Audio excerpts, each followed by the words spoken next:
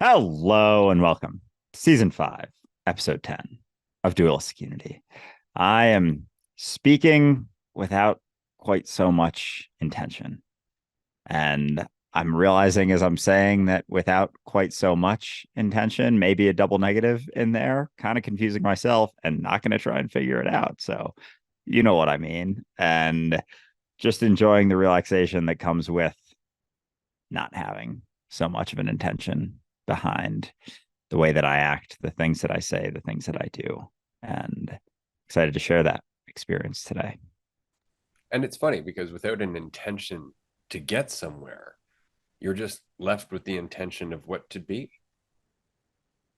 Without a why, it really just comes down to choice. You can literally be intent on the present. And in that, your experience changes based on the intensity of your presence, in fact. And so that becomes its own path to nowhere, oddly enough, but it does change everything. And so I find myself now surrounded by people, quote unquote, that are letting go, that are finding they are exactly what they need to be and allowing that to change so that they can experience what that is and witness what might be possible. It's inspiring. I'm having a great time. This is going to be a fun episode. Today, we are joined by a longtime community member, friend, supporter, retreat goer, and all around awesome person, Susan Hannan. Thank you so much for being here, Susan. We've often seen you in our Patreon groups on Discord. You've always been here for us, for the community, and we hope that you feel welcome all the time. Before I go any further, I do want to mention that you have been on the show before, earlier in the series. I believe it was one of the roundtables. It might have been in the first series of 10 roundtables. I'm not entirely sure. Do go and check it out. It was with Melissa. So there was a lot of discussion about psychology and counseling and therapy and stuff like that. Great conversation. I have no idea where today is going to go. And so I'm just going to pass it over to you and let you take the ball wherever you damn well please. Thanks so much, Ray. And thank you both for having me on again. I really enjoyed the first roundtable I was on. So excited to see where this goes. Yeah, this, like you said, has been a community that I've been a part of pretty close to the beginning. I think I found Dualistic Unity, as I think most people do, by Andrew's TikTok. I've tried to remember what the content of that first TikTok was that really hit home for me. And for the life of me, I can't remember. And so I've let that go. But I just remember whatever you were saying, I was like, yes, like I want more of that. And that was at a time in my life where I think I was still very much like grasping onto concepts and intellectualizing things. And so I was just trying to consume as much information as possible.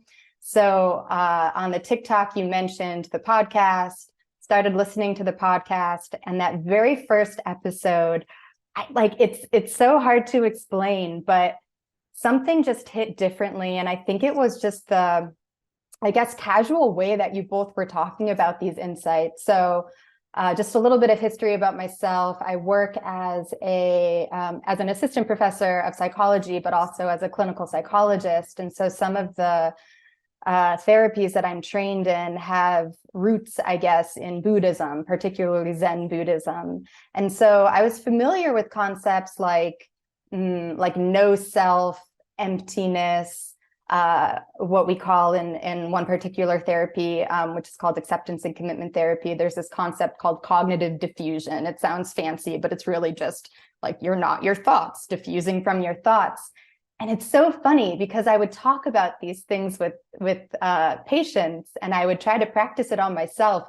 But I swear it wasn't until I heard that first episode where I was like, oh, like I'm literally not my thoughts. Like that's not me. And it just like opened up this whole other door. And then I don't know if I ever told you this, Andrew. I doubt you're going to remember this, but I DM'd you on Instagram because also what really, I think, shocked me, for lack of a better word, when I first heard both you and Ray talking was like how clearly and concisely you were talking about these what at the time I would call psychological principles. And like, I hadn't even heard other therapists talk about these principles or these concepts so clearly. And so that just really stood out to me. And so I DM'd you, Andrew, on Instagram, just saying like, thank you, blah, blah, blah, blah, blah. And you sent me a voice message back. And I remember I was so excited that you sent me this voice message. And I was like, oh, like, cool, what, like a down-to-earth guy. And then like in the middle, as you were talking, you let out this huge yawn. And then you were just like, oh, sorry. And I was like, oh, this guy doesn't give a fuck. Like, that is awesome. Like, he's not trying to put on a show. Like, he just is who he is. And that, I don't know, I guess that just kind of got the ball rolling. And then I joined the Patreon groups and started going to retreats, and here we are. That is Quite the timing for how I've been feeling recently, but I appreciate you sharing all of that. It's funny because that was actually, because I always, and this is another fucking story I tell myself, is like, oh, I'm bad with DMs. And really it's just, I fucking conceptualize it into this big thing and think about everything at once. And then it's really just, getting back to a DM here and there is just what it is, like that, in that spot. It's not this fucking collection of things. And so a lot of times I'll box it up, get overwhelmed by it, and then just fucking avoid it. And that's the tactic for handling it. But during that time, I was like, it was one of the bouts where I was like, I should get back to a bunch of DMs, and instead of typing, because like I don't like just typing in general when on the phone, I was like, fuck, I'll just do voice notes. So I think I spent a morning and sent out like as many as I could during that time. And so I'm glad, very happy one of them came across you. But it's funny that you bring up that's what hit, was like the mentality. It really wasn't the words. It's like, yeah, there's a component. You mentioned other things you've come across with me and Ray and our videos and whatnot, but really what finally made it was that just seeing us relaxed talking about this, like, not really, like, it's saying the same stuff. A lot of people are saying a lot of words, and you even heard a lot of words. You heard a lot of words like there is no self, things like that. And so it of course it's the mentality that's being brought across, because I've heard these words. You hear the words all the time. You hear all the fucking words all the time. Everyone's hearing the words all the time. And it's never been about the words ever. And the words become an expression of a given mentality, relaxation, of not trying to get them across in a specific way, because you're not, talking to anyone else. This is true with all of our relationships. It's true in parenting. It's true with our romantic relationships, our friendships. The more you're focused on the words, the more manipulative you tend to be, right? That's when you start to recognize that love and friendship and all of that is more than just a word.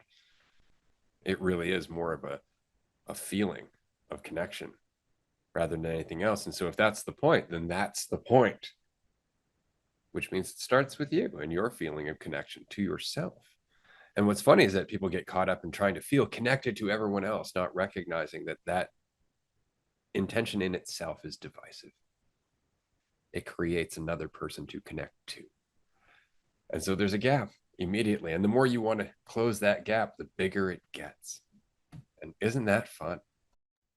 Yeah, it's so funny. And that, like, just kind of looking back, like, to that past mentality or mentalities I've been in, and I was so focused on the words and focused on getting it. Like, I really wanted to get Buddhism. And before that, growing up, I was raised Roman Catholic. And so, from the very beginning, I think that in and of itself teaches division, right? It teaches you are this kind of little separate entity, and there is this God, this being that is greater than you. And at least in the church that I was brought up in, it's like you have to follow these rules in order to go to heaven, right? In order to have that eternal peace and happiness. And I can laugh about it now, but when I was a kid, I was so scared. And I grew up in so much fear, and I didn't even really recognize it until I'm in this more relaxed state right now. I think, though, as I got older, I was never one, like, I think, Andrew, you've talked about this before because you went to a Christian or a Catholic school, right? And you were one to question things a lot. I was never one to speak up. I would have described myself, or the story that I told myself as a child was that I was very shy and I didn't really have a voice. So I wouldn't say that I questioned things, but there was always this voice inside of me, like, this doesn't make sense. Like, this is weird. Just walking up in church on Sunday and, just eating the body and drinking the blood of a dead guy. Like, now I think about that and I'm like, what the fuck? That's so culty. And yet as a kid, you don't know. But I wasn't very vocal in my questioning of it. I just remember being very scared and not wanting to burn in hell for eternity. Right. So I, tried to follow those 10 commandments or whatever, even though I didn't. So then it's this dissonance of well, fuck, I broke this rule. Does this mean I'm going to hell forever? But I feel like I'm a good person, so I don't know. So yeah, so then I think also then the more I got into just higher education, that's when I really started to question it more, this does not make sense. The church that I belonged to took the Bible literally. And so, yeah, so I guess I distanced myself from that, but then I was still searching for something, right? Searching for something outside of myself, because it feels like that's kind of what I was taught to do, or the story that I told myself my whole life. So then I turned more, I would say, to Buddhism, and then searching for that enlightenment, right? Searching for that state where you're just peaceful and Zen all the time. Yeah, and I now I'm don't know why I'm talking about this, how we got on this tangent, but oh yeah, going back to the words, right? So that's what I was doing when I was reading about Buddhism and engaged in some of these therapies that have some Buddhist principle. I was just getting so caught on the concepts, even though the words are this is just a word, don't take this seriously. I'm but I have to figure it out. And then you get to the point where it's oh, there's actually nothing to figure out at all. It's a stripping away, if you will. That's right. Yeah, it's funny because we really want the words to be significant, because then we can twist them however we like. I can't tell you how often I've heard a Christian or an ex-Christian tell me that when they're talking about the Son of God, they're talking about the sun, because they sound the same, right? Son and son sounds the same. It's right, but they weren't speaking the same language. You understand those are English words, and time has changed, and they didn't always sound the same. It doesn't mean they that's very convenient. Or they'll tell you, that English is a way of casting spells, because it's spelling. And it's oh, for fuck's sakes. And the whole thing, though, is that the words have such importance, and it's because I put such importance on them. And so if I put all the importance on the words, if I put all the responsibility on the words, then I am also a victim to those words. I can be swayed by them, influenced and manipulated. And now I have a shit ton of fear. And there's all of that fun stuff that goes with it. And then looking beyond the words, you're left with what? The silence of self-responsibility, right? And that's what people are trying to avoid. We don't want to be left with ourselves. And yet that's where we find ourselves at the end of the night. Right? When we're sitting up by ourselves, unable to sleep because we're worried about tomorrow. Right? There's that silence of who we are. And that's what we're supposed to be dealing with. Right? It's our relationship with ourselves. And so I always find it funny that the words are almost irrelevant. They're fun and they're useful tools, like all concepts, but they are built upon something that, if the foundation isn't there, the words become meaningless, or worse, they become toxic. Right? And yet when the foundation is there, and by foundation I mean just presence, without want, without desire, without lack, just being where you are, well, then all of a sudden the words become tools to express what you are, rather than what you're trying to be, or what you want somebody else to perceive you as. So the words can be dangerous, or they can be a lot of fun. It's they're almost always a direct reflection of how you're seeing yourself. Are the words a product of you recognize that you're just talking to yourself, or are they a product of you trying to convince yourself that there is something else, that there is someone else? I think Ray said, I'm going to see if I can remember the quote, but it's, we try and convince something to someone else, which is really just our own process of convincing ourselves that there is someone else. And so what you were saying, Susan, with our desire to, get to enlightenment or striving to like figure it out, it's almost us in process of wanting to be something besides us. Like it's my intent to find something outside of me, for there to be anything outside of me. And so we can spend our whole life striving for that answer, for that thing, for that pot of gold at the end of the rainbow, not realizing that it's just an avoidance tactic, just another avoidance tactic. And when you sit, it's like chasing that carrot, sit down, swings back towards you. When you stop trying to, you finally see what it is. It's so interesting. So at the very first retreat that I went to, which was one on Vancouver Island, I had so much fear going into that retreat. And it wasn't necessarily about meeting people I hadn't met in person for a long time or being in a social setting. I'm pretty good with that, or at least that's the story that I'm telling myself. The story that was creating the fear was like, oh, like I'm dropping my idea of Susan, and it needs to be this big, like tumultuous event. And there was just, so much fear around, like, it's just me. It's not Susan, but it's just me sitting on uncertainty. I have no idea what this is. I have no idea what's going to happen next. And I'm fine. Like, that is truly what I took away from that very first retreat. And then I also realized, like, oh, all that fear ahead of time was completely self-created. I told myself I needed to go through this huge dark cave, whatever, blah, blah, blah. And it's like, I didn't have to do that. It's fine that I did. There's nothing wrong with it. But yeah, it is so funny how we're always just running away from ourselves. And I have what I now find kind of like funny story about language. It has to do with my most recent ego trip or side quest, whatever you want to call it. And it's so funny because I was really embarrassed about this when I came to this recognition a couple of weeks ago. And so it's just, I'm laughing that I'm now talking about it on a podcast, but here we are. So I had got caught up in this mindset for I don't even know how long, it's been a while, guys, months, where some of my thoughts were ego, like bad thoughts. Some of my other thoughts were like my higher self. So I had like good thoughts and bad thoughts. And I'm trying to think of an example of a bad thought. Like if any kind of fear came up, fear feeling or fear thoughts,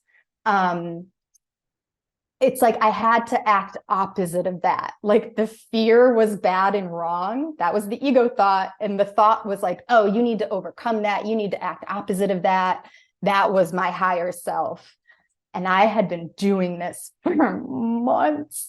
And I was laying on my couch a couple of weeks ago, and like this just wave of realization washed over me. Like, Susan, what the fuck have you been doing?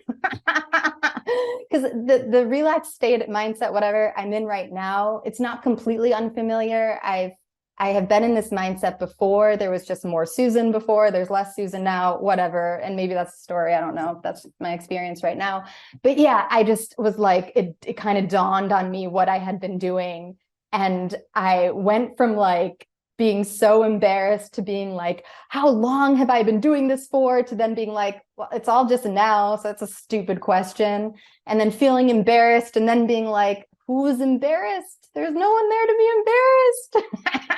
I was like vacillating back and forth, but it's so funny how you can pick it right back up. So I bought into the embarrassment and that I needed to do something about it. And so I actually texted both of you that night. I strategically texted Andrew first because I was like, I know this motherfucker's not going to get back to me for days, so I don't have to like interact like right away. And so I texted you, and I ended up texting Ray later that night. And he's like, yeah, those side quests get weird sometime. And I was like, they sure fucking do.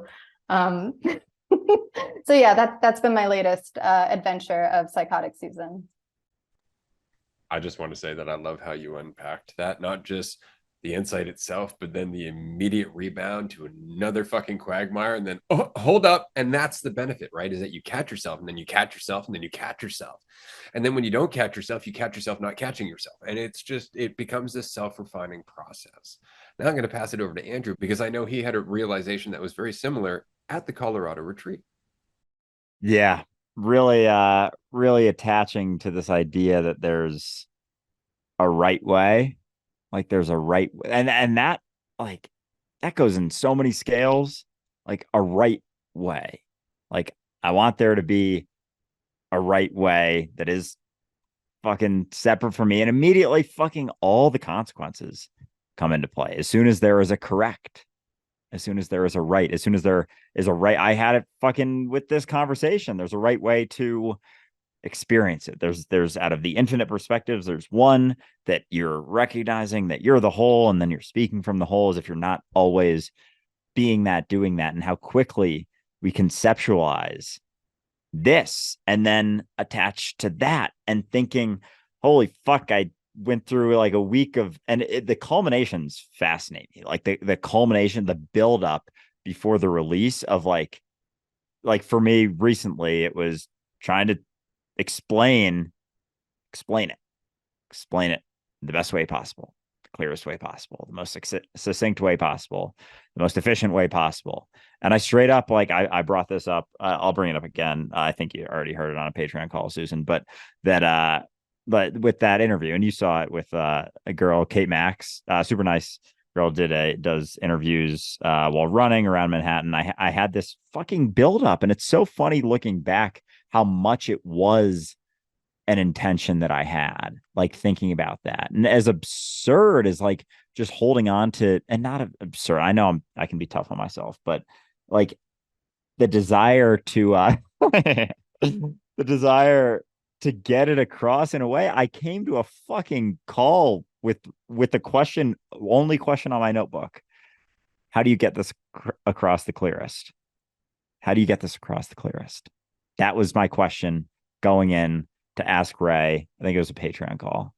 And that was all I had written down. And like that I was so fixated on that. And then it was very soon after followed by the recognition that it's not words. It's not about the words. There's no one else to convince.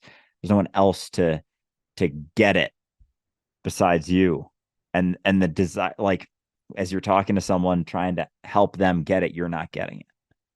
And that is fucked. But it's also so freeing in a sense. Like there's the desire for someone else to think in any other way than they already are is in the way. It gets in the way immediately. You being you is them being them. You being you is the best thing for you, for anyone, for you.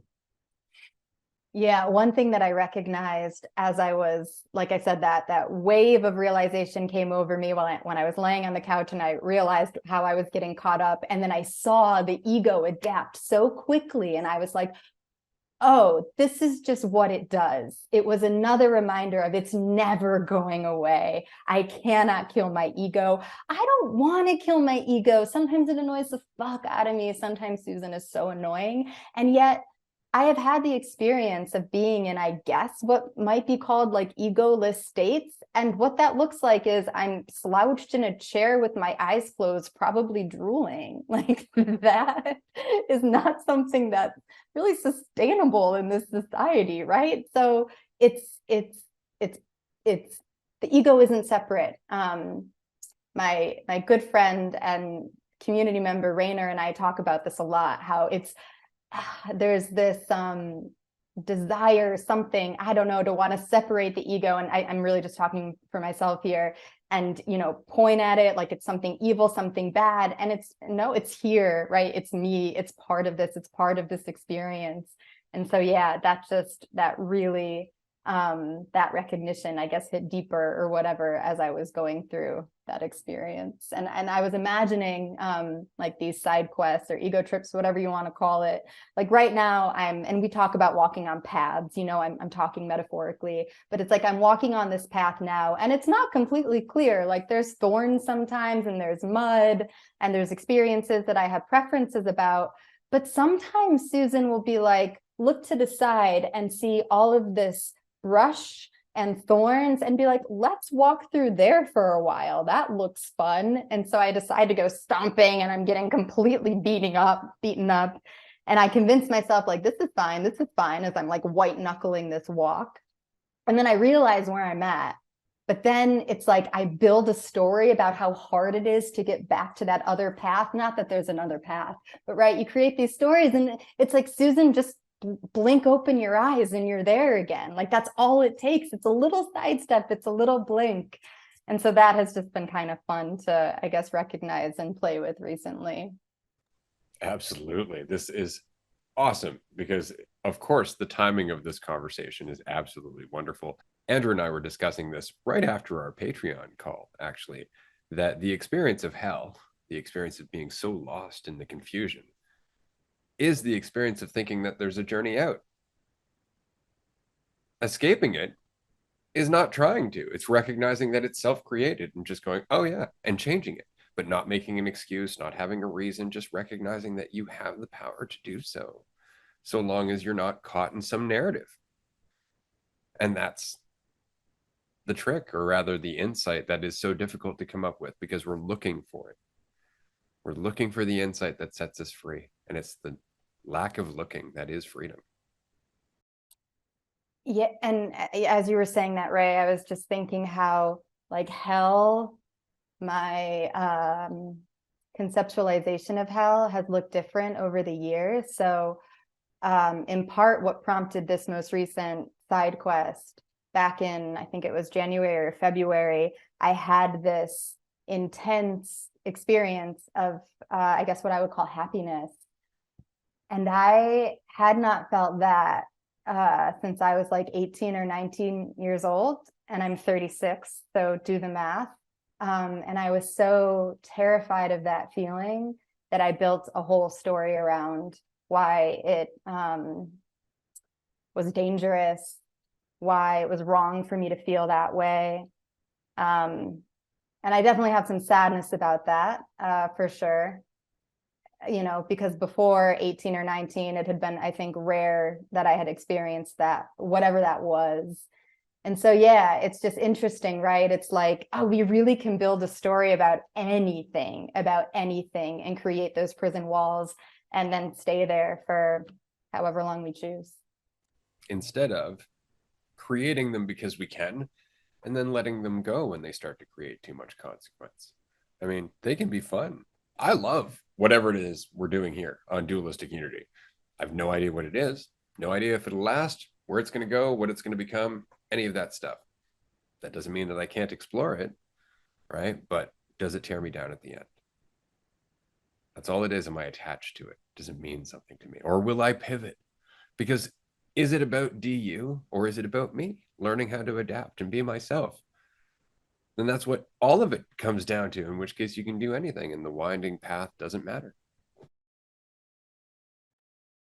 Yeah, it makes me wonder with those feelings when you were younger and the feeling of happiness and the following sense of it, because I've been getting a lot of like childhood memories the last week, especially a couple days ago when I took fucking 5 edibles and ran around for a little while. It was like all I was seeing was childhood stuff, like playground stuff. And there has been like, I straight up the last couple of days have felt like I've been myself for the first time in 20 years. And so those feelings coming up, a part of me wonders if any degrees of fear with that is a component of a memory of being in that spot and then learning why that wasn't okay, in a sense. Like I've been there. I was in there in that spot for a while. And then there were things that were learned, reasons to tense up. There were reasons that wasn't okay.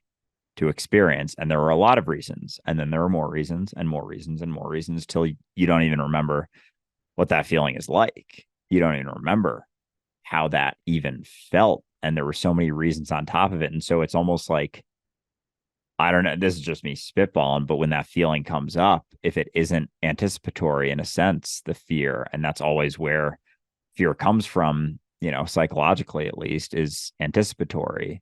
And so it's like, because no moments are divided, it was like that moment and all the others, that feeling and all of the others that maybe we've conceptually connected are kind of tied together, despite that not being so, despite it not being, because it's all in there. Like all the feelings are in there.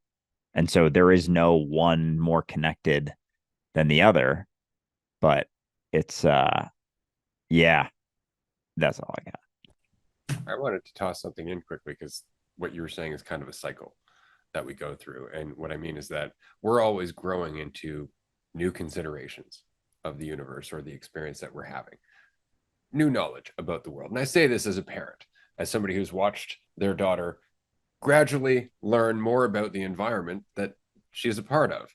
And in those considerations, immediately you have a choice. Is it something you're going to be afraid of, or something you're just going to take in and adapt to?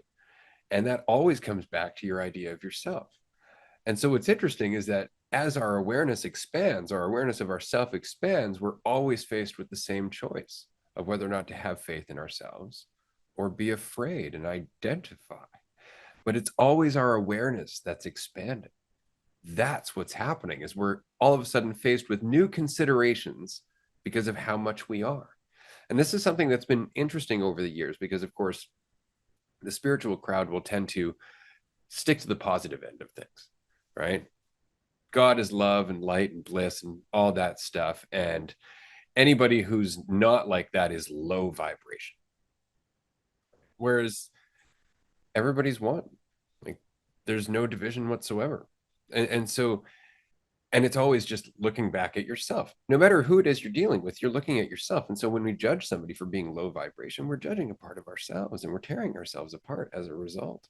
And so it always comes back to the same goddamn lesson, right? Relax, be yourself around everyone, right? But we always want to take in considerations and go, no, that's something to be afraid of. That's obviously not me because it doesn't match the identity that I've clung to out of fear, oddly enough. And that's why it's a vicious circle, right? Because we identify out of fear of the considerations and the fact that we can't face them. And then that reinforces that fear. And then we have more considerations because we start going down that path, but they're all fear-based considerations. None of the considerations now are considerations of how we might deal with that fear, right? We just hold on to it. This is why we hear about atrocities. It's like, well, there are pedophiles and rapists and murderers and everything else. Yeah, but they're not everywhere. The whole world isn't that. You still have to move about your day. If you go into the world thinking that everybody is the thing that you're afraid of, you're going to see everybody through a certain lens. And that's going to change how you react to them. And you end up creating the world that you're afraid of because you're divisive. It's an interesting circular loop. No, it really does come down to faith in self. And I think going back to the retreats, that what was so helpful for me was I did not have much experience with like substances like weed or other psychedelic substances. And it wasn't the substance itself that did anything necessarily. It was, I was really scared going into those experiences, and I did it anyway. And I've been chewing on this recently. I think, and I'm curious to hear both of your thoughts on this. I think there might be, and maybe this is a story, who fucking knows, but I think there might be something different about willingly going into what I would conceptualize a hard situation versus a hard situation happening to me. Like a breakup, for example, sucks, right? Especially if you're the one being broken up with. And I'm not saying that you don't learn anything from that experience. You 100% do. You didn't necessarily choose it though, right? Where choosing to go through, maybe you're the person who's breaking up with that individual because the relationship isn't working out, or like I said, some kind of psychedelic experience, or maybe leaving a comfortable job and starting a startup. I don't know. There just seems to be something qualitatively different about that experience where you know it's hard and you're willingly stepping into it anyway, because you know at the end of the day, you're going to be okay. That's really interesting. And as you know, this is something that I've been going through in my own life. And I think it really just comes down to the state of mind that you're going into anything. Like if you're going into any kind of relationship, or whether it's work or romantic or otherwise, and you're doing so out of need, then that's going to end up being a very difficult thing to get out of, because you're not having your needs met, right? And often what ends up happening is that you get resentful because your needs aren't being met. Then you choose to end the relationship, but it's more out of a retaliation, right? Or it's out of some need to protect yourself from something that maybe you shouldn't be afraid of, that you could deal with differently. And so going into things willingly gives you the ability to stop taking it so personally. You're not going into it because you're forced into it, or that because you feel afraid. You're going into it because you're choosing to, and because it's going to create change in your life. And that's really the most important part, is to go into it willingly, knowing that it's going to change everything, not just for you, but for the person that you're talking to. Because at least then it's got all of your attention. And that's why it is so important to choose to go into experiences, right? Is because at least then you have a degree of clarity you didn't before, because you had ideas about it, ideas about how you deal with it, ideas about everything. And that took away from the actual presence that you needed in that situation to deal with it differently, right? But if you had that presence and you weren't acting out of need, then all of a sudden you find yourself in a different situation. Different doors are open for you and the other person. And this is something that we were talking about recently, about not taking things personally. As you start to realize it's not personal, like relationships especially, right? If it's not based on need, then it's not really a result of you choosing to end the relationship so much as recognizing that the relationship is kind of ending, right? Because often it's need that gives us that desire to save the relationship, right? Which is often to pretend that we're somebody we're not, trying to maintain something out of some sense of need or fear of being alone. The alternative to that is to recognize that perhaps both you and the other person, or the organization, or whoever it is, or whatever it is you're talking about in terms of the relationship itself, perhaps there's just too much change and it's not personal. And it's in both of your best interest to just let it go. Yeah. And I feel like it always, whether it's feeling like it's happening to you or happening as a product of you, it's your relationship with reality, right? And like your desire or willingness to let go of certainty. Like if you were in a relationship, just take the breaking up, like being broken up with versus being the breaking up or of relationship, you know what I mean? Being in the relationship and thinking that, maybe this, like I'm changing, I'm seeing shifts, I feel this draw to break up with this person, do other things, but there's this stepping into uncertainty. Like this right now is semi-certain, and without it, there isn't. And then on the flip side, you get broken up with, there's this certainty that the relationship was better. I was better off being in the relationship than not. And so it's not really about even an acceptance necessarily, but just a willingness to be uncertain about it, a willingness to let go of the certainty you were holding on to, that the situation you're currently in is better than the situation that happened or will happen. And it's like, that's the moment to moment experience from, the highest to the lowest end of the spectrum of like moment to moment, this versus that. And then it expands out to, regret. Oh, it would have been better if I had done this relative to what I did. Fear, I hope this happens.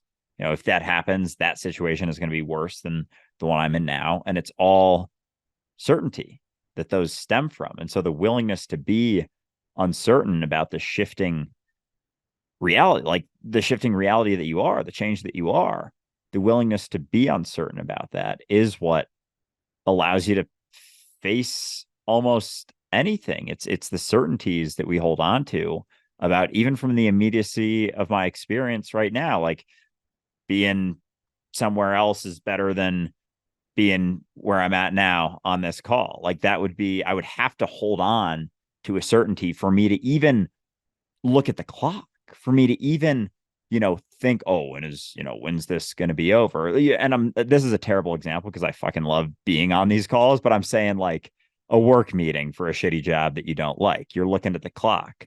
There's a degree of certainty that there's another experience that would be better than this because of something separate from me. It's the situation that will allow me to relax. Once I get there, then I can be happy. Then I can be relaxed. And it's all foisting of responsibility onto something else, only because I want there to be something else. Like, I just really want there to be something else. And so therefore I come up with a certainty that there is another thing, and I have an opinion of this thing. It's better or worse than the current thing I'm experiencing. So therefore, if it's worse, I'm afraid of it. If it's better, I'm hoping for it. And it's just an avoidance of the reality that it's just you here. There is no certainty about any other situation as you're moving through what is. There's no certainty whatsoever about any of the shifts. You don't know how it's going to play out, but you know that it'll be you. And so you might as well relax a little bit now. Right. And that's the thing, is that it's not just embracing change willingly and going into the situation. It's the fact that that's more than a one-time event. That's more than a skill that you're picking up to be used from time to time. It's kind of like meditation. Each and every time you do it, you are changing the trajectory of your life. You're adding to the cumulative amount of time that you have in fact embraced change. And so you're getting better at it. And so it changes in tone as you continue to go forward. All of a sudden, you're able to make what other people would look at as a difficult decision in your life with relative ease, which doesn't mean that you don't feel all of the change that is happening in your life. It's that it isn't exacerbated by you taking it personally. It's just what it is, which means you give it all of your attention and care because you can, because you're not hurt. Yeah, I think that's, to me at least, that's a really important point, that when you're going through hard things, it's not that like sadness isn't there anymore, or fear isn't there, anxiety. Like, you could pick up all of those things. Those are options all the time. I think I have just gotten to the point where I am sick of suffering. I have done it for decades, and that was an option. And I am recognizing that it doesn't have to be. And so while I know that I am going to continue to experience difficult things, for lack of a better words, like, I don't have to take it so seriously. I don't have to personalize it. And that is a choice. And every moment that is a choice. And it's empowering, right? That, like, I have the ability to do that. Oh, it's the most empowering thing you can realize is just that it just comes down to you, down to, in every experience. Like, someone says something that's triggering to you, like, it's only triggering if you buy into it. And as soon as you shift, it's like fascinating. As soon as you shift, it's like, because you're the situation shifts and things look different. All of a sudden, you let go of the frustration and the certainty that was coming with that.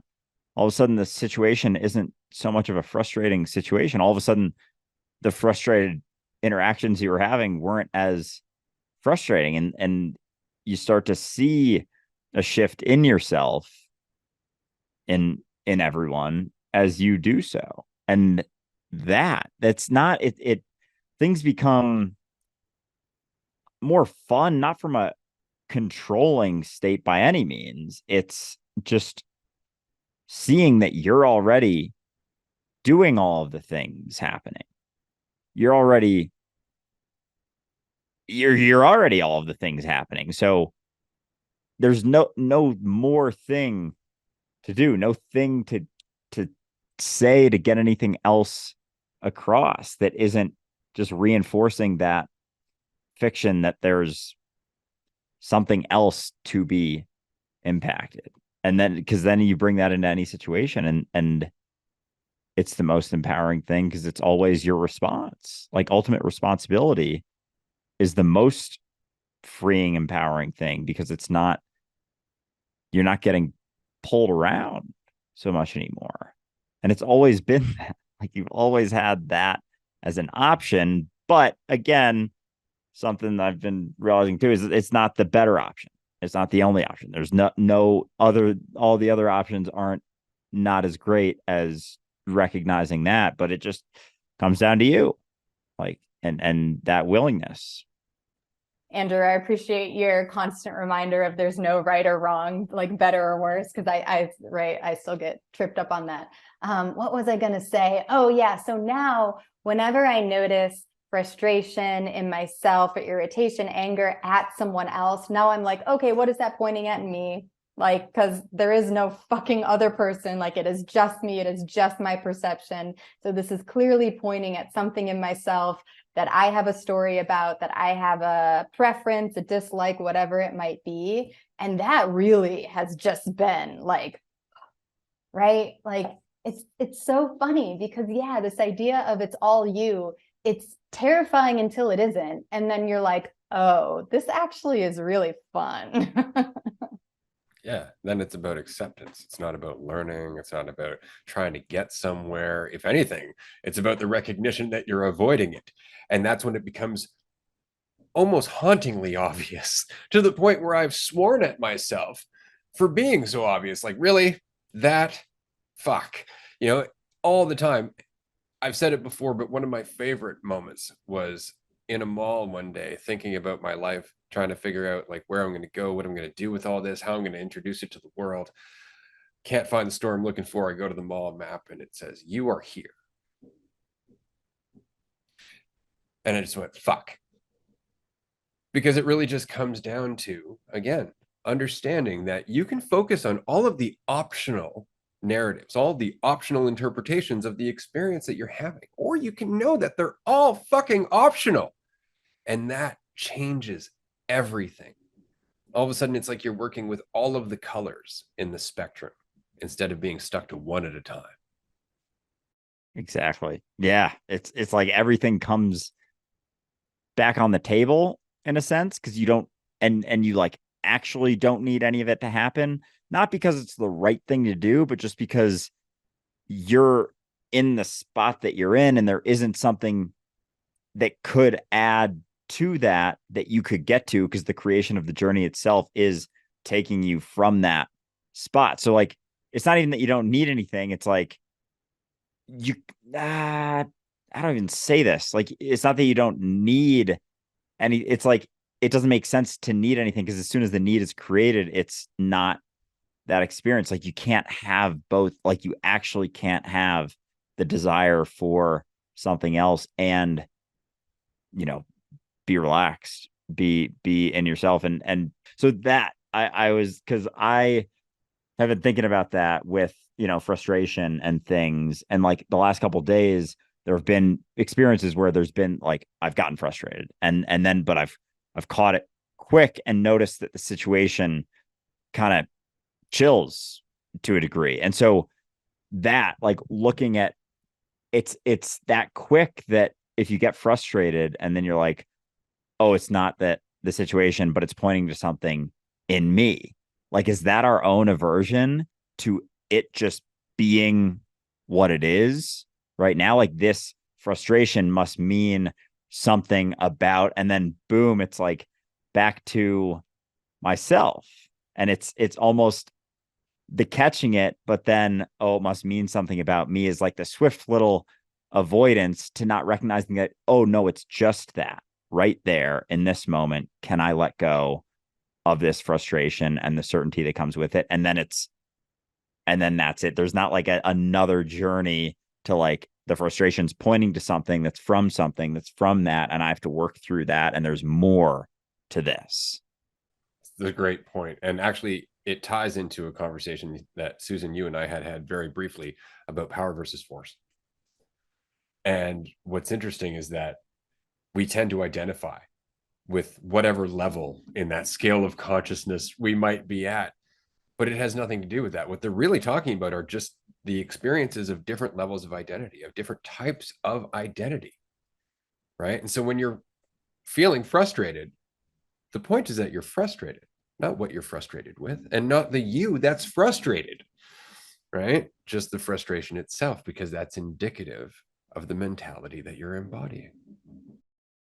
Let me talk through this. So Andrew, going back to what you were saying. So when I say that frustration is pointing at something in me, that's a fucking story.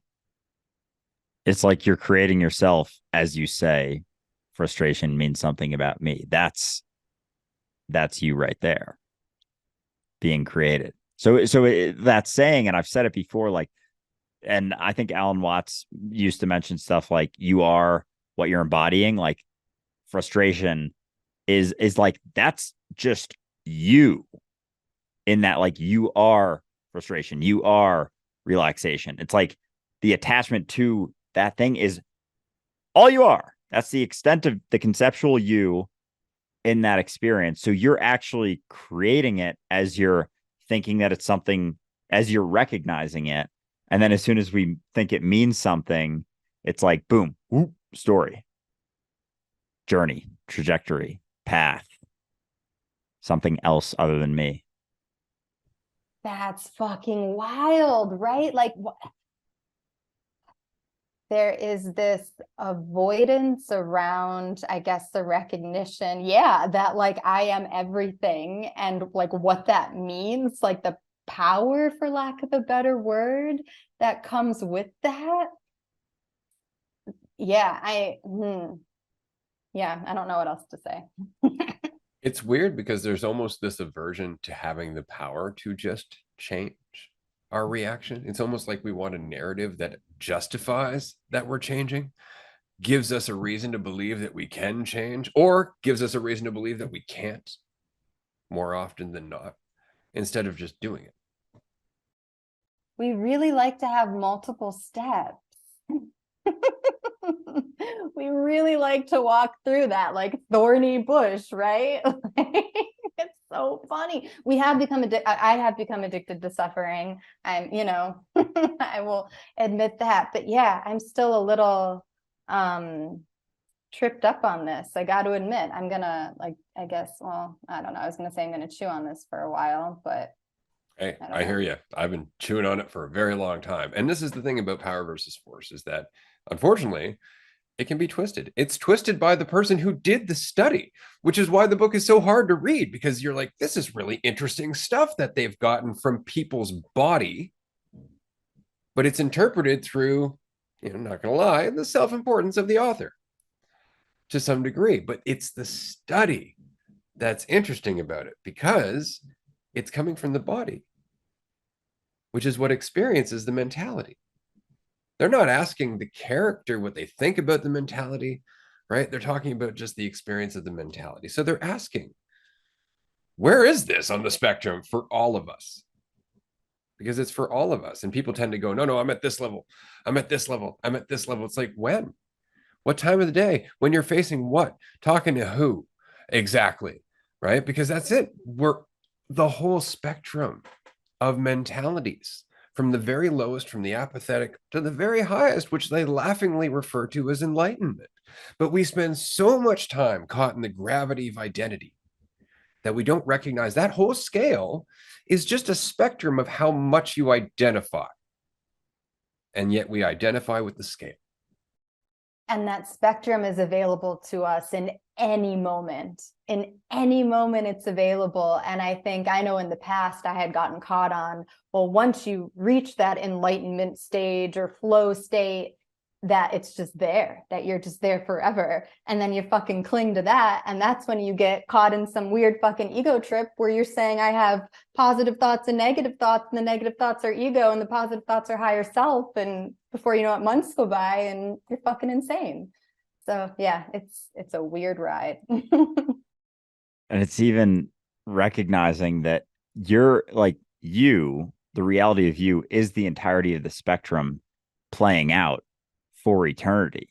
So there's not even necessarily anything about the spectrum within itself that you fit within. It's like, how willing are you to be the entirety of the spectrum versus how much do you want to just be the part that you want to be, which isn't it. And so if you're already playing out the spectrum at scale as everyone, as reality, it's like it's already the experience of the entire spectrum. There isn't the weight on you to be in a certain spot. It's like those options we were talking about come back on the table. And the investment in whatever identity becomes more of it's seen as not this thing that you're forced into, but it becomes more and not even optional, because that sounds like you can be out of it, but it's like you see more options, like we were saying before, as opposed to thinking that you can only be one at a time. Like there's a weight to each experience, like, oh, I can only be this. Oh, I feel like I'm being this now, and I hope to be this. And it's like, no, it's all in there. It's all in you. It's all you all the time. So it's not really so much what you're embodying it as it is like how willing you are to be uncertain about which one you are embodying, and which one, and letting go of the idea that one is better than another, because that brings in the judgment of quote unquote other people, but also very much the judgment of yourself if you feel like one is higher or lower or better or worse. Yeah, because the scale that we're talking about in terms of identifying is a scale of not just identification, but stress, right? The further into identity you go, the heavier it becomes. And we've spent so much time in fear, responding out of fear with identity, that we just end up being bounced right back to the bottom. And if you look at that scale of consciousness, what I think is really interesting is the progression. What they're really talking about is that there's a way the dominoes can fall. There's a trajectory that you can be going in. That's all they're really trying to say. I think the problem is that we tend to think in such a linear way that we're like, oh, I got to go up the ladder, right? And it's like, no, you can go from fear right now to reason, like that. And it's just in how much you're willing to relax. That's all it is. It's how much you're willing to let go of identity. Because what's the difference between fear and reason? Identity. This is what we were talking about earlier in terms of willingness to go into it, right? Why are you willing? Because you're not identifying with the end result. And so you have a greater capacity to reason. You are more relaxed, and that gives you different options. And so that's all we're talking about all the time, is how much you want to relax. And that's the other end of the spectrum that we don't explore because, frankly, we're afraid. And we have lots of justification to stay at that side of the spectrum, thinking that there's something better we got to get to, not realizing that that is fear derived in itself. It's the devil that you know, right? Even though I forget what's at the bottom of that scale, but like agony and shame and guilt, it carries all of these negative connotations, and it's familiar. I mean, I lived there for a very long time. But it's so funny how I'm just thinking how I have created all of these stories in my head about this journey, right? Like, okay, I'm going to go through this really hard thing, and it's going to take months, or it's going to take me a year to get over this breakup, or I need to distance myself from this person. And it's all self-created. Like, you're right. Like that fear and reason, it's right there. There's no ladder. There's no linear. It's just all there. It's hard to put into words, but once I have recognized that, I choose to laugh at it, because the other alternative is going crazy. Yeah, because it's just how attached are you to the story? How attached are you to the, not just, story view, but story period, story of what's happening, opinion about what's happening as truth. And so Ray and I were talking earlier just about people, coming to recognize they're not what they think, recognizing that they're everyone. And it's as if, because I was asking, like, between the scales of what you're, say, the situation that you're born into, from the most difficult, fucked up, really dark situation to the most comfortable, quote unquote, easiest situation, there's a story that comes with every scale of that spectrum. And it's that, and it's people hold on to their stories for different reasons, for different things, but really it's the attachment to experience itself to a degree, like the attachment to there being something to interact with. And so it's always that story, like how we see ourselves relative to how we see everything else. And therefore, when there's a right and a wrong that comes into play, that must come into play, as you take that duality seriously in the sense of thinking that it's all that you are. Because as soon as you think it's all that you are, you're not value itself. You're not whole and complete. Like, just you feeling separate feels incomplete. And so there's always going to be the feeling of incompletion as you're holding on to the story. So no matter what story you're holding on to, because the story in itself is incomplete, you will feel incomplete because you're seeing yourself as a fucking story. Holy shit. And so it's always that. Is without a story, there's nothing telling you that you're incomplete. Without a story, there's no idea of being something separate, a part of a whole, a fragment of a whole, a piece of the universe. Oh, God, I'm not God. God is within me. That whole thing, that it's the perception of division itself that is incomplete. It's the recognition of it's the experience of incompleteness that isn't it, so that I can have experience. But it's just that illusion. It's just that perception. But as long as you're holding on to the story, it's like the feeling of being incomplete goes hand in hand with it. And so it's always right there. But it's, I invest a lot into that story. It's interesting, right? Like, duality is something that is hard baked into our experience. It's the root of that experience. But then we take that duality and we create a conceptual duality on top of the experience of duality, because we're already experiencing the duality of quote unquote time. There's a before and an after. And we're experiencing the duality of quote unquote division. There's you and there's me, right? But then I give you a fucking story. Then I give me a story. And that story is immediately within more duality. Now there's a good and there's an evil. Right now, there's different, agendas, and where are you trying to get? And then you would believe that shit, and you actually have your own agendas. Now I'm justified in my stories, right? And that's the thing, is we get so caught up in it that we've developed generations of stories justified upon other stories, justified upon other stories, until finally the biggest story is that life is one. And that's the insight, is that we're narrating something instead of actually being in it. And what's worse, if you listen to the narration, if you listen to the common discussion, it's getting worse. Like, the narration, if you were to listen to it, is things are turning really shitty for everybody because they are not focusing on anything, and everybody's feeling really divided and alone. And that's the narration. I mean, you could have it done by Morgan Freeman, but that's what it would sound like regardless, because that's what we're doing. We're actually telling ourselves that all the time. Right? That we're divided from one another, that there's, a problem with racism, there's a problem with environmentalism, problem with corrupt government, problem with all of this stuff, instead of just doing something about it, which we let go of the story that divides us to begin with, that created the government the way it is, created and perpetuates racism the way it is, and all of that fun stuff.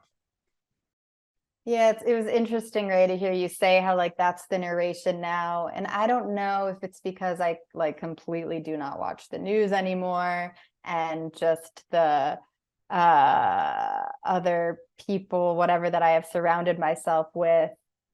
Like, I don't know. I can understand you saying that's what the narration is, but I would say, and maybe this is just a reflection of my mindset,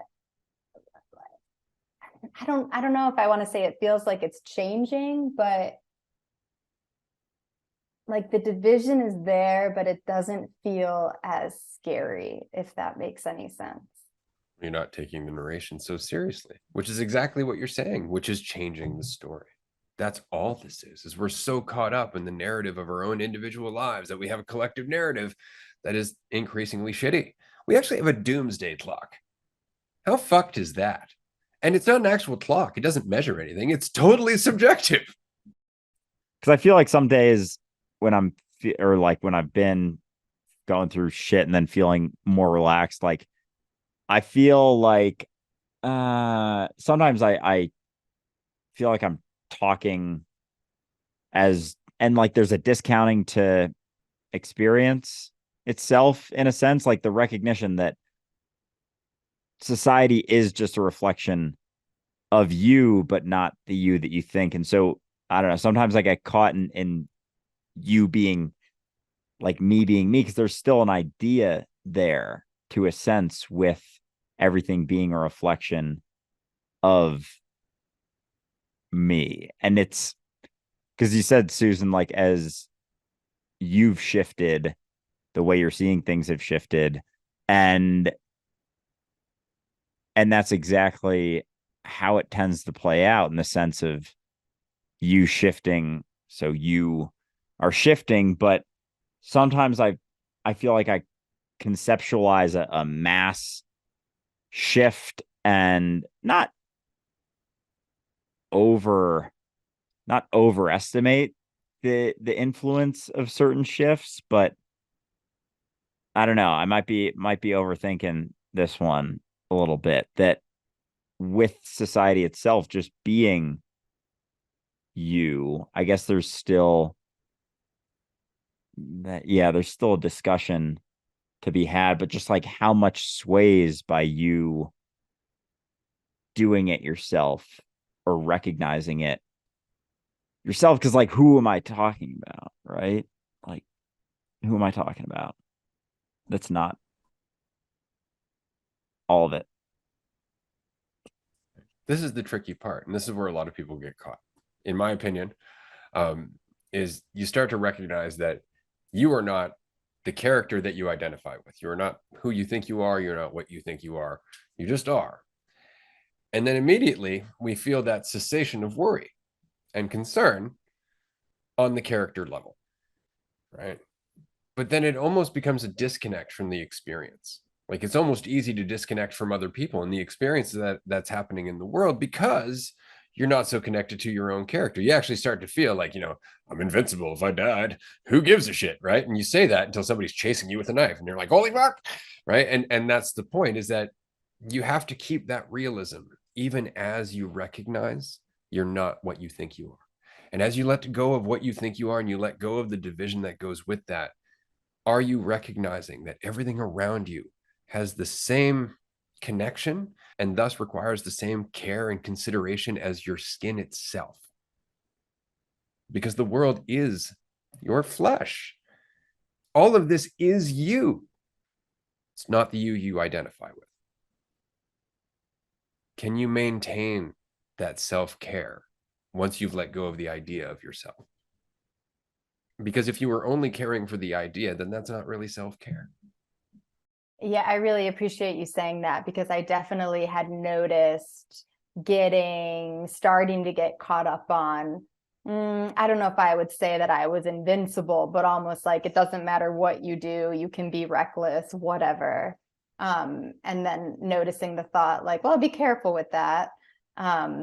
It's interesting because I would say that I never really had a positive self-image or like a positive ego. It always tended to go to the side of like, you're stupid, you're worthless, blah, blah, blah, blah, you don't deserve anything. And it's funny because as my mindset has shifted, I've noticed thoughts of like more positivity and then me judging that, right? Like, don't go there. Like, that's going to be a scary place too.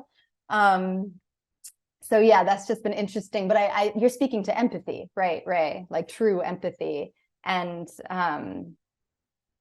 yeah, I have, I guess, like recognized that more as I'm just like out and about going about my day. I live in a smaller city, but a city nonetheless. And there's, I guess, like a sizable homeless population.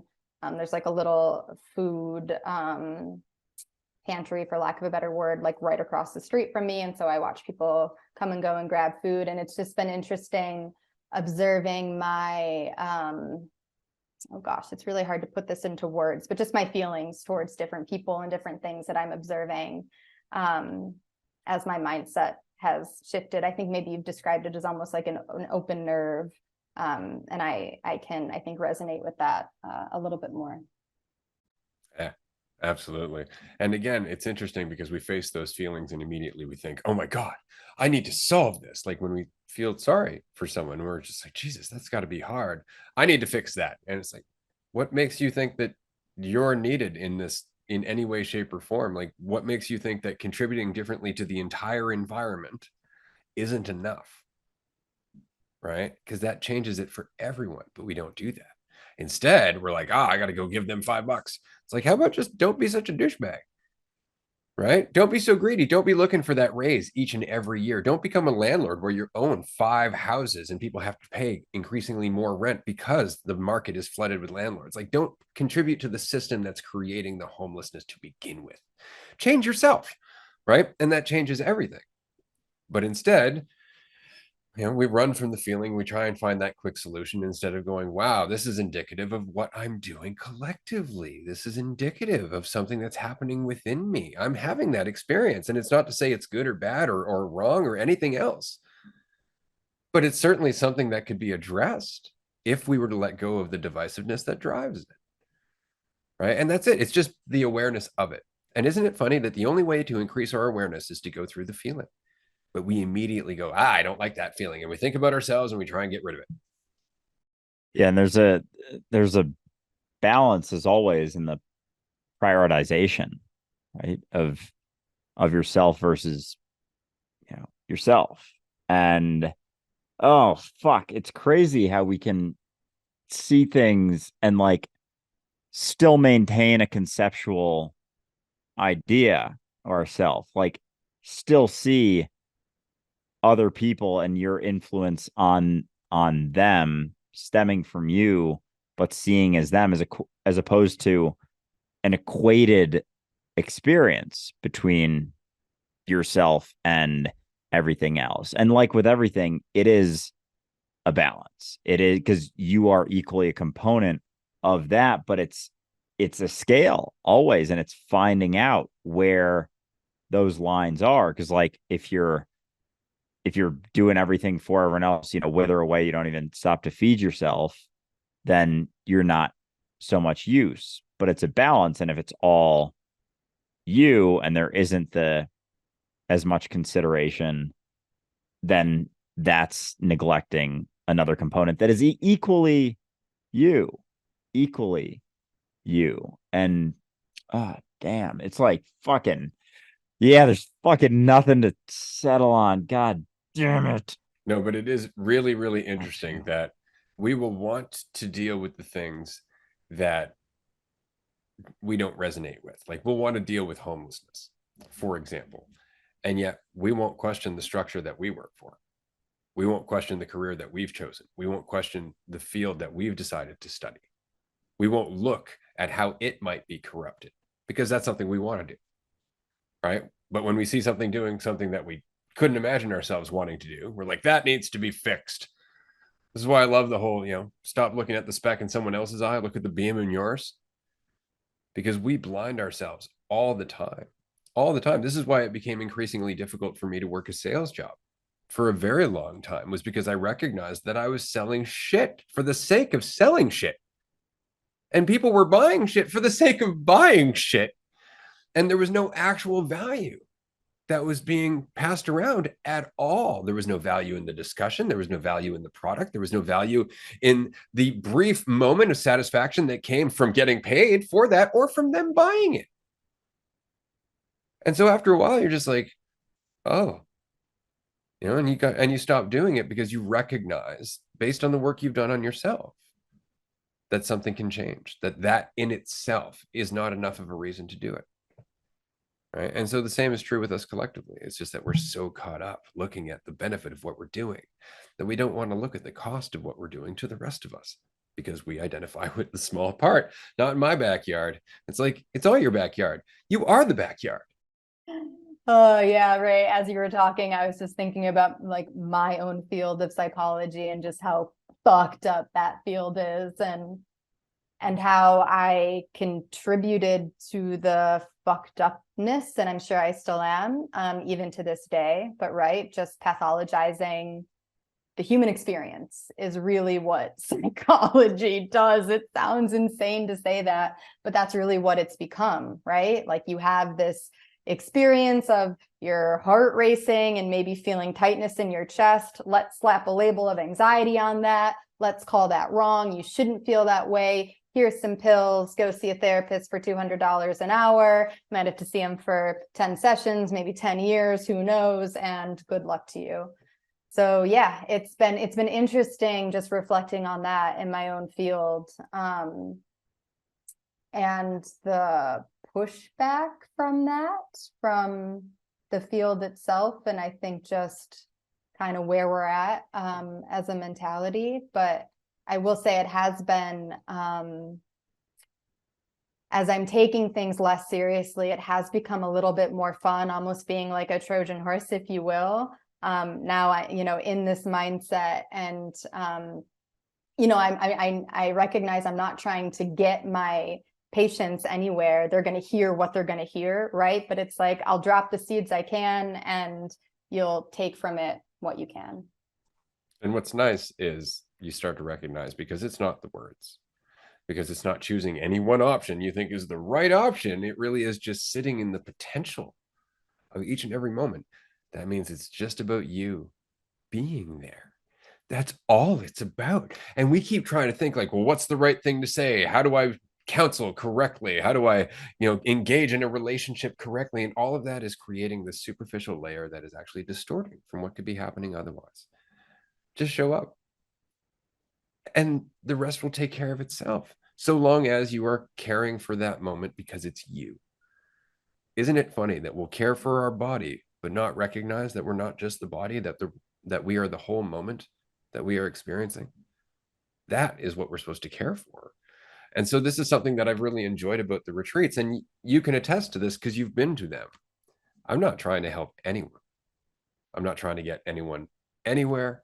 If anything, we're just having this conversation based on wherever it is they're at and what they're willing to let go of. And so the best thing I can do is just be there as an exposed nerve, right? And relax through it so they can see that they can do that too, to whatever capacity they're willing. I love this. It's like we've come full circle, right? We started the conversation talking about how it's not the words, it's the embodiment. And that is really something, at least in my own career, that I have recognized, that it doesn't matter what the fuck I say, even though our field now has these literally like session by session, word by word manuals. Like I could open up a manual and read from it, and that is supposed to be therapy. It's insane. But right, I just recognize it's my presence or whatever in the room. That's what I can give. Like you said, it's the embodiment of it. And it's just been really interesting to see that play out. Yeah, that potential for influence in some of the most egotistical places is heightened in a sense, right? Like the Trojan horse analogy. I love that because that's what it is. It's because the current, mentality that or the current situation with counseling is a product of given mentality. And so if it's not the action itself, it's not interacting with someone that's the issue. It's not the structure that's the issue. It's the mentality behind it. And so if you're recognizing that mentality, you can utilize that position in a way that's equally utilizable in any other situation. And oftentimes the most egotistical sort of typical dynamics are the most potential because it's someone in a vulnerable state, in a spot where they're going through changes. They're almost looking for a shift. And then instead of, sitting in that spot, we direct them. We're like, okay, it wasn't that way, it's this way.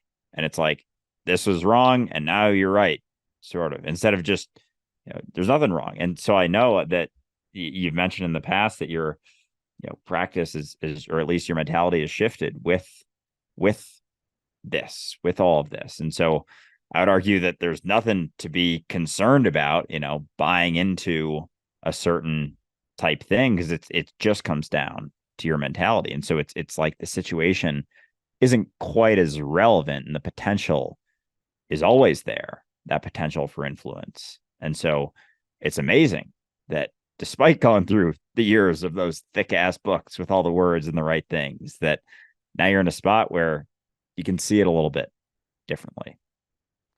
It dawns on me that where you are situated, considering your mentality, is so perfect for so many reasons. But the biggest reason is that the end of the spectrum that you have to be at to look for help from somebody who has a certain certificate from a structure that promises to have the answers.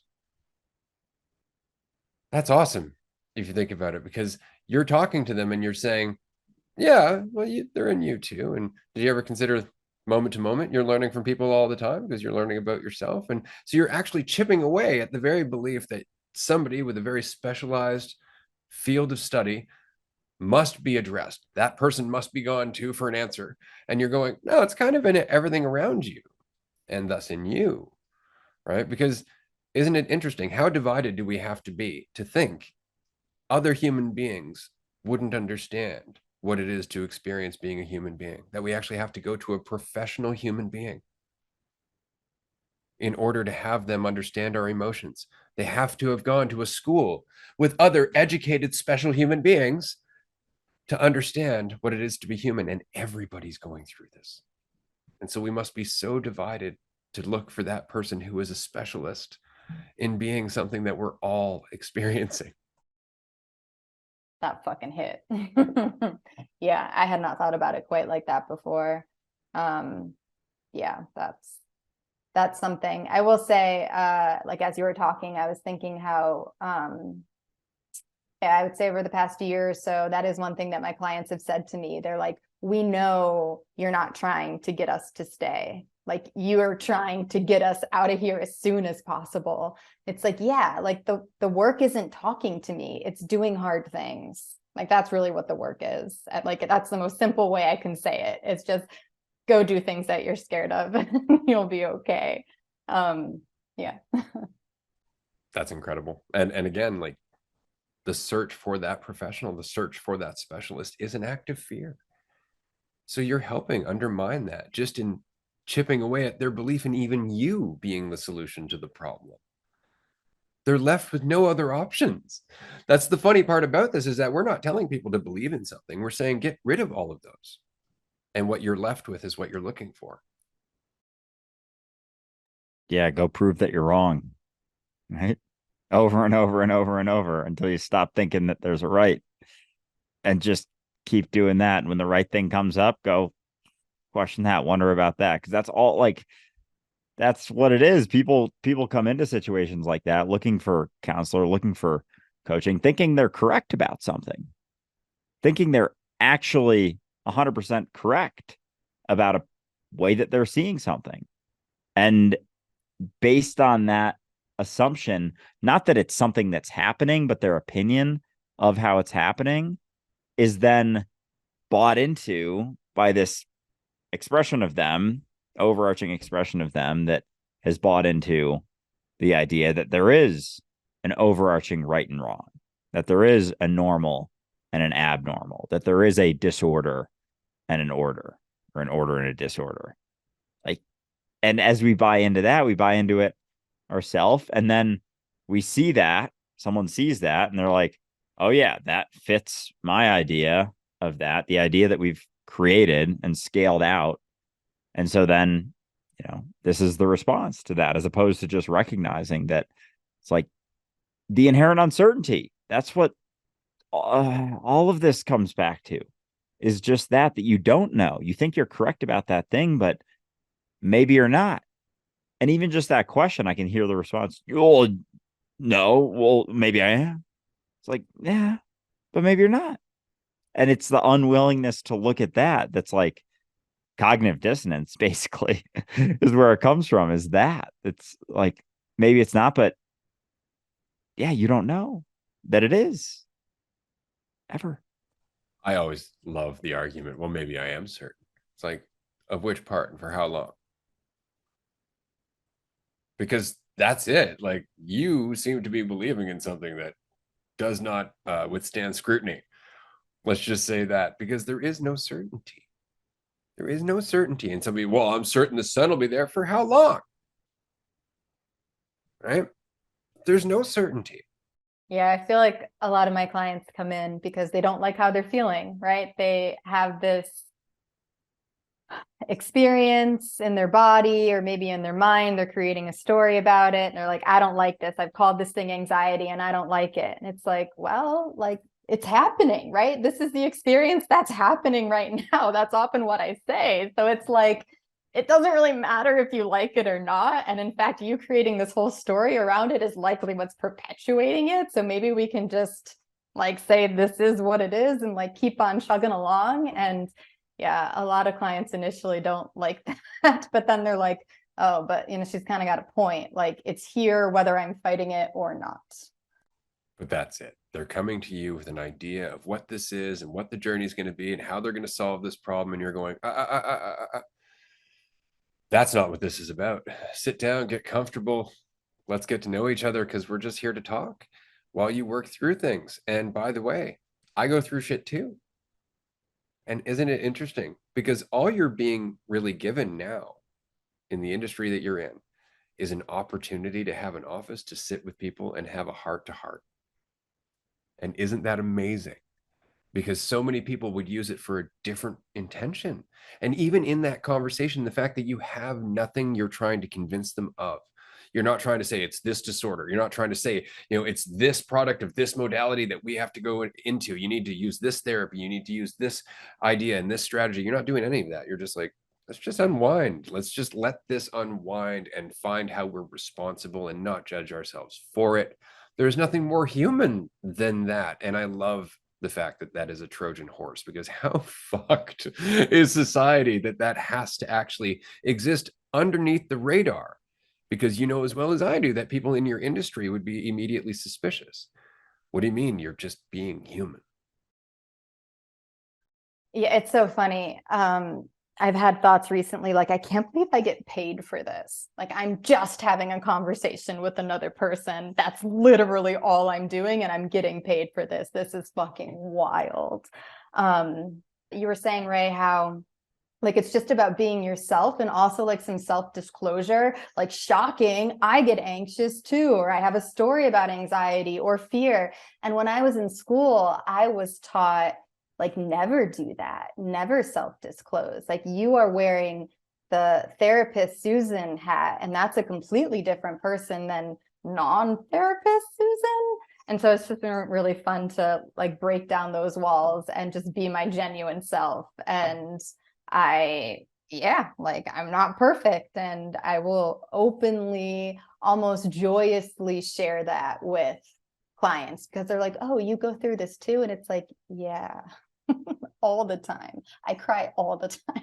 Not all the time, but Yeah, it's like we're pushed to maintain this structure that only reinforces their structure. But the structure is the maintenance of the structure. And so we're just, my structure that I'm reinforcing is reinforcing structure itself, like structure as above, so below. And so, of course, a system, a mentality that's trying to maintain itself is going to push back against a structureless approach when it's structure itself. Like, if components of the structure don't have so much structure or don't feel a need for the control and the certainty of having structure, the structure starts to come apart. The structure starts to topple. Maybe a couple chips away here and there can maintain, but it can't maintain for long. And it's just structure itself. Like, my structure of me is reinforcing structure itself. And so those interactions, it totally makes sense why they want you going in maintaining therapist Susan, because then the person coming in maintains structure me, and then they're something wrong with that structure inherently. And so there's something to sell it and something to make it feel like it's a little bit less incomplete, as opposed to just, going in without a structure is allowing for them to realize that they don't need that structure, maybe so much. And what's worse is that it's not even necessarily about Susan or the therapist saving face, about appearing a certain way, but all therapists, the industry as a whole, maintaining a certain face in front of the public that we know, right? Because otherwise, why would people go to a therapist? And this is what we got all through the 80s and the 90s as it became more and more popular, going into the 2000s and whatnot. It was just more and more like, yeah, well, you got a problem? You seeing a therapist? You got a problem? You seeing a therapist? Movies, television shows. You got a problem? You're seeing a therapist. I'm seeing a therapist now. Like, it's just over and over and over again, as opposed to. So I was chatting with a good friend of mine the other day, and I had a moment of self-honesty. And in that moment of self-honesty, I decided I want to do something else.